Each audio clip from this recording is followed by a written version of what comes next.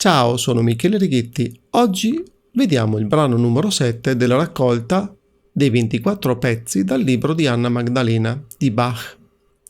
Questo brano è un corale in tonalità di Fa maggiore, quindi in chiave abbiamo un bemolle, il Si bemolle.